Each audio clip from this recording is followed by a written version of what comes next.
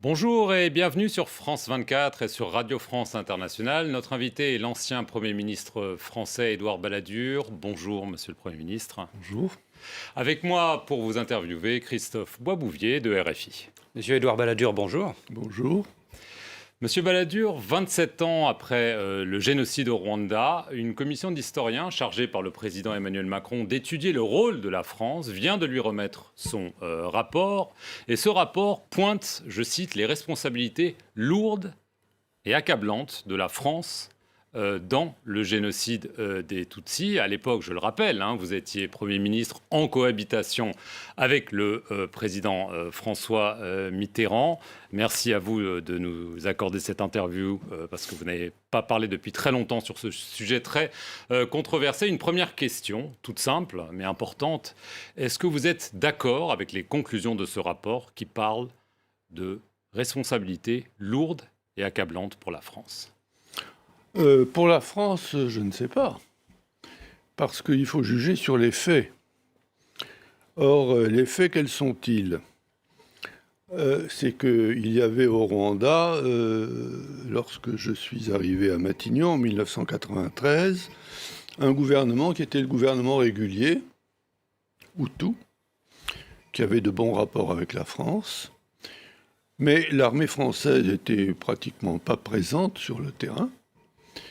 Et il y avait une amorce, si j'ose dire, de guerre civile entre le gouvernement Hutu et ce qu'on appelait les rebelles Tutsis, qui étaient situés pour l'essentiel d'ailleurs un peu en Ouganda, aux frontières du Rwanda.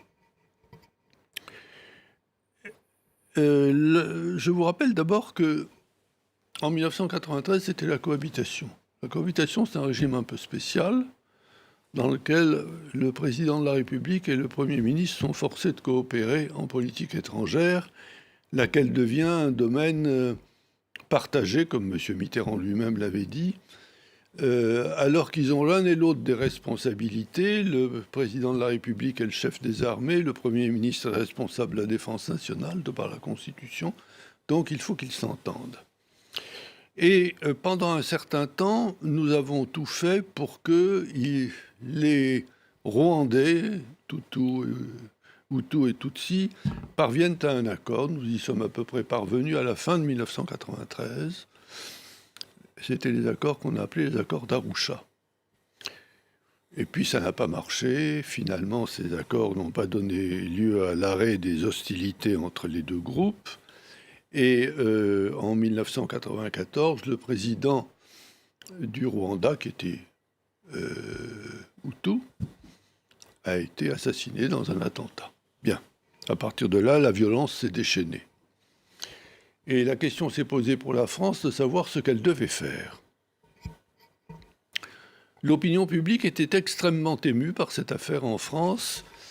Et quand je dis l'opinion publique, je veux dire les milieux non seulement politiques, mais militaires, diplomatiques, africains. Et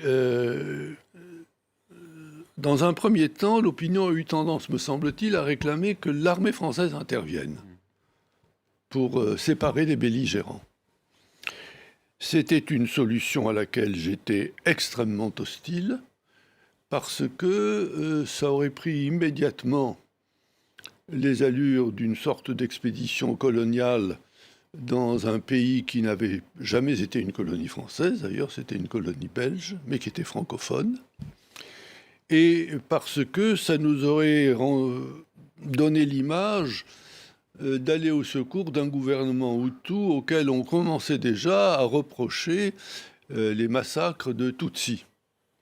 Et ça aurait fait de nous, en quelque sorte, des acolytes de ce début de génocide. Donc j'étais tout à fait hostile à ce que notre armée fût présente. D'ailleurs, aussitôt que j'étais arrivé au pouvoir, j'avais réduit considérablement la présence des forces que nous avions, d'ailleurs très limitées au Rwanda, et mis un terme aux fournitures d'armes. Si bien que le problème qui s'est posé à M. Mitterrand comme à moi, c'est de savoir comment nous pouvions concilier des objectifs qui étaient difficilement conciliables. Il fallait à la fois ne pas sembler intervenir dans un conflit interne à un État, avec la suspicion d'avoir une mentalité coloniale, dirais-je, et en même temps de tout faire pour éviter que les massacres continuent. Juste un mot, Monsieur le Premier ministre, avant de parler de l'opération turquoise, puisque c'est de ça que vous parlez. Ce que dit le rapport Duclerc sur avant le début du génocide, à l'époque où vous êtes déjà Premier ministre depuis 1 an, c'est que les autorités françaises soutiennent aveuglément le régime du président Juvénal Habyarimana dans sa politique raciste. Il y a un rapport FIDH qui dénonce dès début 93 le risque de purification ethnique. Est-ce que vous-même, quand vous étiez Premier ministre, à ce moment-là, vous avez été aveugle face au risque génocidaire? Je crois que lorsque ce rapport dit ça, il ne vise pas mon action. Je vous rappelle d'ailleurs qu'à l'époque, il n'était pas question de génocide. Je suis désolé. À l'époque, il y avait un conflit interne entre Tutsi et Hutu, mais le mot de génocide n'avait pas été prononcé. La réalité n'était pas non plus celle-là. Ça a commencé après l'attentat, et essentiellement contre le président Habyarimana, c'est ça. Dans ces conditions, ça ne vise en rien mon action. D'ailleurs, une chose inexacte dans ce rapport, quand il dit qu'en 1993, pendant 1 an, je suis resté silencieux sur les affaires de Rwanda, c'est tout à fait exact, puisque l'une de mes premières décisions a été de mettre fin aux livraisons d'armes en vertu d'engagements antérieurs à 1993, sauf pour les engagements antérieurs à 1993, et j'ai mis fin à toutes les livraisons d'armes et demandé que l'on allège considérablement la présence militaire de notre pays. Et je répète que, à ma connaissance, les massacres ont commencé après l'attentat, c'est-à-dire après les accords d'Arusha, c'est-à-dire 1 an après mon arrivée à Matignon. Mais monsieur, je veux quand même en revenir à votre réaction sur les conclusions. Responsabilité lourde et accablante de la France. Vous êtes d'accord ou ça vous scandalise? Non, je ne suis pas d'accord. Je ne suis pas d'accord parce que justement, j'ai tout fait pour que l'on ne reproche pas à la France d'avoir été passive et indifférente. Et je répète que j'avais le double souci de ne pas engager notre armée dans une guerre civile où elle serait nécessairement apparue comme allant au soutien du gouvernement Hutu, qui était celui auquel on reprochait le génocide.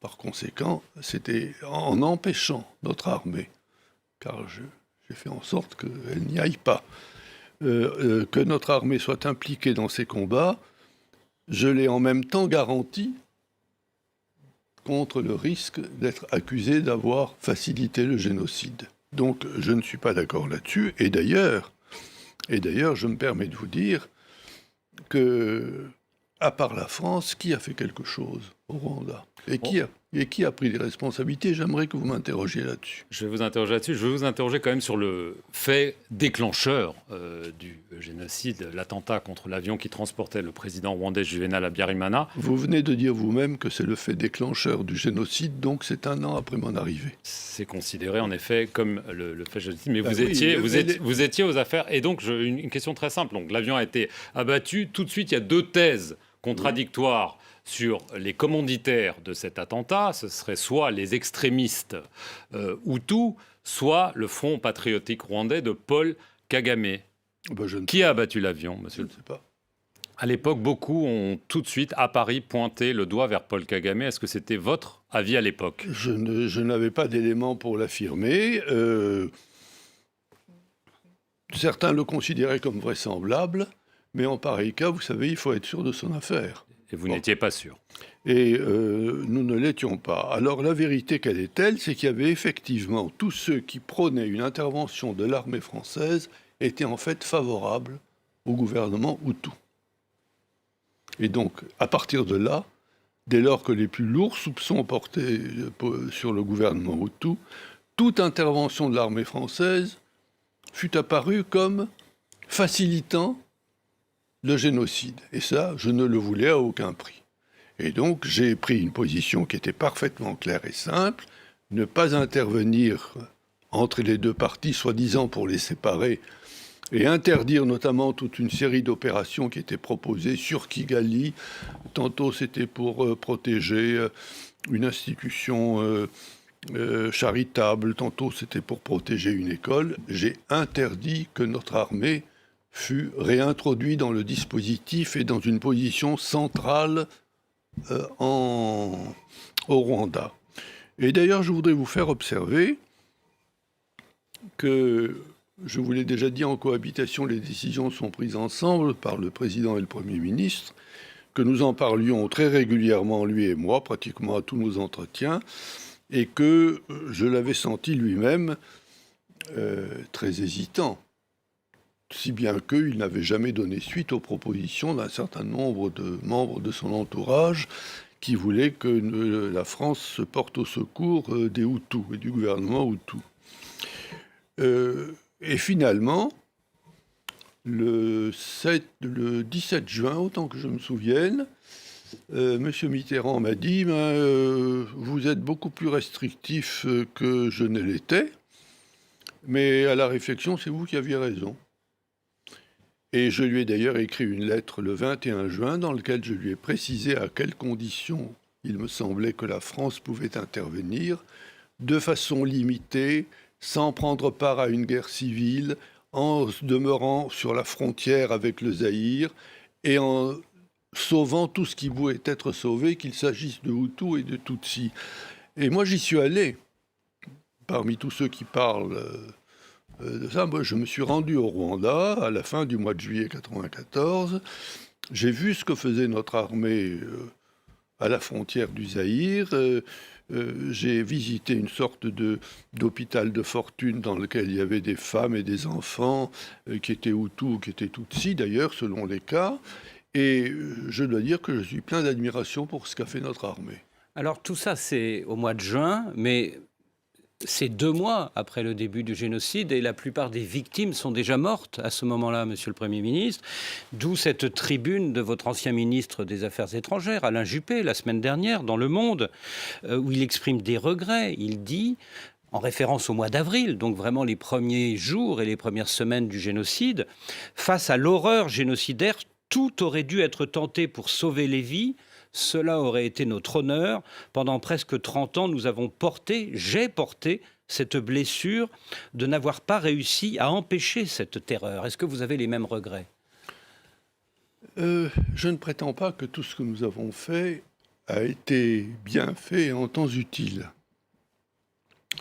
Mais s'il y a une chose que je déteste, c'est de pouvoir dire que c'est pas moi le responsable, c'est quelqu'un d'autre. Il fallait d'abord que la position des pouvoirs publics français fût claire.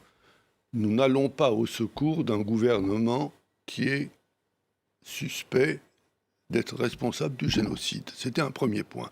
Si on avait décidé d'y aller, alors pour le coup, oui, on pourrait dire que nous étions responsables d'aller au secours d'un gouvernement responsable du génocide. Il a fallu quelques semaines pour se décider et pour faire en sorte que notre opération humanitaire fût approuvée. Mais je voudrais vous dire quelque chose. Dans le même temps, il y avait aux portes du Rwanda une force internationale de 5000 militaires de l'ONU, fournis par les l'ONU, sous le commandement d'un général canadien. Qu'ont-ils fait ? Rien. Qui a fait quelque chose ? La France. Qui, parmi les puissances, a eu, je dois le dire, le courage de se rendre devant le Conseil de sécurité, de dire qu'on était tout prêt à intervenir pour mettre fin à ces massacres. Nous avons eu une résolution du Conseil de sécurité qui nous y a autorisé. Tout ça ne se fait pas en 24 heures.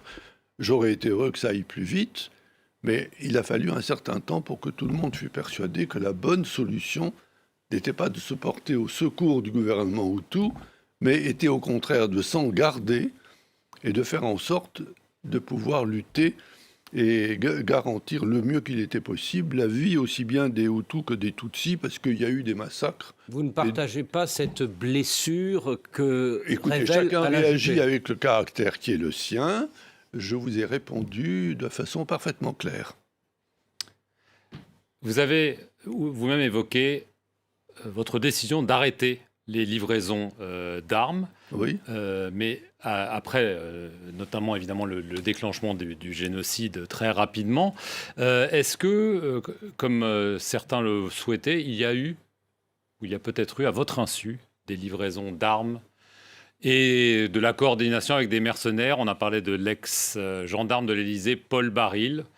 Parce qu'on a parlé, le rapport Duclerc l'évoque, de circuits parallèles qui semblaient être en œuvre. Est-ce que Oui, c'est écoutez, quelque chose qui est possible? J'ai entendu dire beaucoup de choses, mais je n'ai pas eu de preuves. S'il y a des preuves dans le rapport que j'ai parcouru, je n'en sais rien.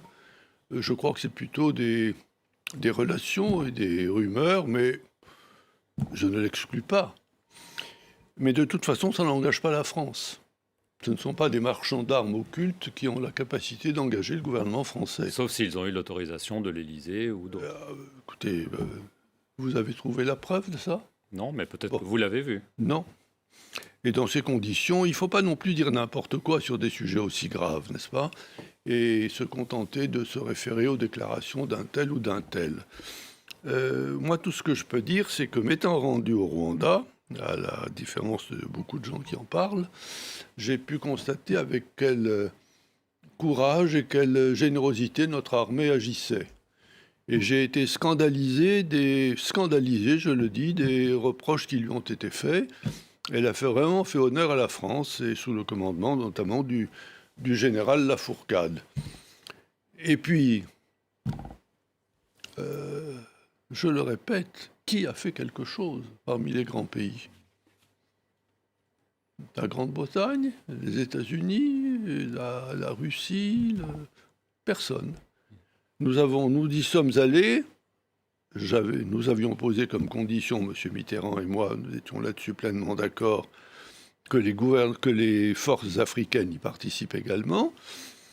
Et nous avons, je pense, évité un certain nombre de violences et de cruauté, venant parfois des deux bords, mais enfin, les victimes ont été essentiellement des victimes tutsis, ça c'est tout à fait vrai. Alors on sent Voilà. que vous êtes hésitant jusqu'à la mi-juin, jusqu'à ce fameux conseil restreint du 15... Hésitant sur quoi? Sur l'idée d'envoyer des troupes françaises à nouveau au Rwanda. Hein, Je ne suis pas hésitant, j'y suis hostile dès le départ. Vous y êtes hostile, absolument. Mais quand même, le 15 juin, ça y est, vous décidez, vous êtes d'accord avec, avec le président Mitterrand, avec votre ministre Juppé, on y va, on envoie des troupes. Et vous dites, alors Mitterrand dit, il y va de l'honneur de la France, vous dites, c'est un impératif moral. C'est ce qu'on voit dans les archives du rapport Duclerc. Oui, chacun. Bon, oui. Voilà, oui. Est-ce que à ce moment-là, vous partagez le cas de conscience exprimé par un député gaulliste à l'Assemblée nationale qui compare l'éventuelle inaction de la France à l'attitude du Vatican et du régime de Vichy en 1942 face à la Shoah? D'abord, je ne vois pas comment on peut assimiler le Vatican et le régime de Vichy en la matière. Ce sont des comparaisons absurdes. Quand on est au gouvernement, la plupart du temps, on a comme responsabilité de concilier ce qui est difficile de concilier. Et je le répète, je ne voulais pas que la France fût suspectée de mener une opération coloniale dans un territoire qui ne lui avait jamais appartenu et qui eût été faite au profit du gouvernement auquel on reprochait les violences qui s'étaient déchaînées. Mais tout ça ne se règle pas en 24 heures. Il est vrai que j'aurais aimé qu'on aille plus vite. Mais je n'étais pas seul à décider non plus. Justement, dans le rapport Duclerc, il y a quelque chose d'intéressant à propos de l'opération turquoise. Vous mettez ces critères, vous parlez, vous l'avez répété, de votre crainte d'une expédition coloniale, en plus d'un mandat onusien, une limite dans le temps, dans l'espace pour l'opération turquoise.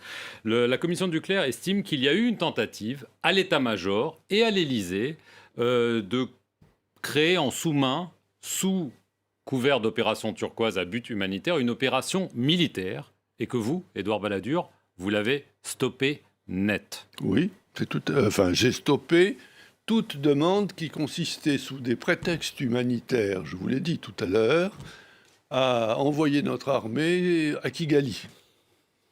Et j'ai demandé que... Pour faire la guerre au FPR, en gros. En gros, j'en sais rien, soi-disant pour se porter au secours de Français ou d'institutions charitables menacées. Bien. Et j'ai demandé que tous les Français fussent rapatriés. Dans ces conditions, ma position a été parfaitement claire. Parfaitement claire. Et je reprends ma question. Voulez-vous me donner le nom d'un pays qui a fait autant en faveur de ces malheureux Rwandais? Mais vous savez qu'on a fait à la France le reproche d'y être allé justement pour des raisons pas forcément avouées. Pas forcément Notamment avouées. à François Mitterrand. À travers ce rapport, c'est très clair. Bon, écoutez, moi je vous donne les raisons pour lesquelles nous y sommes allés finalement. Et nous étions d'accord, M. Mitterrand et moi. Il a fallu un certain temps pour que nous nous mettions d'accord, mais nous sommes arrivés à un accord. Vous avez dû le convaincre. Je crois qu'il était très hésitant, en fait. C'était un homme trop avisé, trop intelligent pour ne pas connaître les risques de l'opération, mais il y avait toute une série de groupes de pression, militaires ou diplomatiques. Il y en avait dans tous les ministères, vous savez, des groupes de pression en la matière. Alors, il y a quand même un moment où vous n'êtes pas d'accord avec François Mitterrand. On est à la mi-juillet, le gouvernement intérimaire est en fuite, le gouvernement pro-Hutu. Il arrive dans la zone que tient l'armée française, dans le sud-ouest du Rwanda. À la tribune de l'ONU, vous venez de dire que la France va soutenir les efforts de la communauté internationale pour punir les coupables.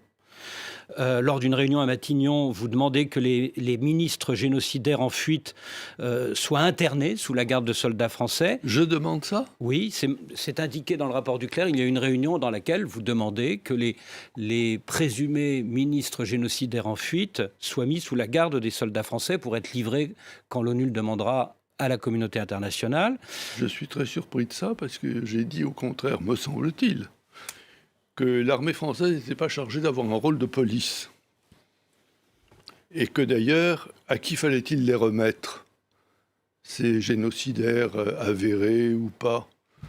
Il n'y avait plus de gouvernement Hutu, il n'y avait pas encore un gouvernement Tutsi, et les forces internationales étaient en Ouganda et bien à l'abri et ne bougeaient pas.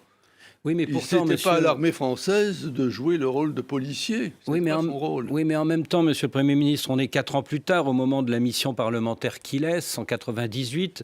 Vous écrivez à votre ancien ministre Bernard Debré, il n'était pas question aux yeux de François Mitterrand de châtier des auteurs hutus du génocide, et il n'était pas question pour moi, Édouard Balladur, de permettre à ceux-ci de se mettre à l'abri au Zaïre. Oui, mais ça veut dire qu'on n'a pas organisé leur mise à l'abri, mais entre organiser la mise à l'abri de criminels et les poursuivre et les arrêter soi-même, il y a une différence. Vous n'avez pas de regret quand même? Quel regret devrais-je avoir? On aurait pu les arrêter et les livrer à ce moment-là. Écoutez, ils l'ont été plus tard, me semble-t-il, pour un certain nombre d'entre eux. Ils ont quand même fui au Zaïre avec l'aide de la France. Oui, enfin avec l'aide de la France. Les militaires les ont expliqué. C'est très facile de faire des rapports 30 ans après sur les problèmes. Quand vous avez à gérer l'évacuation d'un certain nombre de civils, vous n'êtes pas nécessairement informé de tout ce qu'ont fait chacun d'entre eux et de tout ce qu'on peut leur reprocher ou ne pas leur reprocher. Alors quand on est tranquillement dans son cabinet pour essayer d'en juger, ça c'est beaucoup plus commode. Pour finir, Monsieur le Premier ministre, le rapport du Clerc estime que rien dans les archives ne permet de dire que la France a été complice de ce génocide. Donc, en gros, le rapport conclut que la France est responsable, n'est pas complice. Est-ce que ce n'est pas un petit peu joué avec les mots ? Écoutez, il y a ce qui est écrit dans le rapport, et vous avez commencé notre agréable conversation par ça. Et puis, il y a ce que déclare ensuite celui qui a était le président du rapport, qui n'est pas tout à fait cohérent avec ça. C'est plutôt à lui que vous devriez poser la question. Vous êtes satisfait quand même que la France ait été déclarée non complice du génocide, ou pour vous c'est la moindre des choses? C'est la moindre des choses. Et s'il y a une chose qui me scandaliserait, c'est que l'on reproche au seul pays au monde d'avoir fait quelque chose pour le Rwanda de ne pas en avoir fait assez. Alors je ne prétends pas que nous en avons fait assez. On ne fait jamais assez quand il s'agit d'aller au secours de gens menacés dans leur vie. Mais enfin, nous sommes les seuls à avoir fait quelque chose et je trouve que c'est à l'honneur de la France. Et n'attendez pas de moi sur ce sujet la moindre déclaration de repentance. Alors justement, c'est la dernière question. À la lecture de ce rapport, beaucoup demandent un geste fort au président Emmanuel Macron, qui va peut-être aller au Rwanda dans quelques jours. Les États-Unis, la Belgique, les Nations Unies ont présenté leurs excuses. Est-ce que la France doit faire de même ? Mais la France a fait plus que les États-Unis. Quel autre pays avez-vous cité ? La Belgique. Que la Belgique, qui était l'ancienne puissance coloniale, ils n'ont rien fait. La Belgique a perdu 10 casques bleus quand même le 7 avril. Ça n'est en rien comparable à ce qu'a fait la France. Et les États-Unis, je me suis trouvé à l'ONU face à l'hostilité du représentant permanent américain, qui était Madame Albright, qui ne cherchait pas à dissimuler l'hostilité qu'elle avait pour la position française lorsque j'allais demander l'autorisation aux Nations Unies que la France se porte au secours des Rwandais. Pourquoi voulez-vous que je me sente solidaire de ce qu'ont fait ou n'ont pas fait les États-Unis ? Donc pas d'excuses. Comment ? Donc pas d'excuses. Demandez-les à d'autres qui ne sont pas les Français. Merci, Monsieur le Premier ministre, de nous avoir accordé cette interview et merci à vous de nous avoir suivis sur nos deux antennes, France 24 et Radio France Internationale.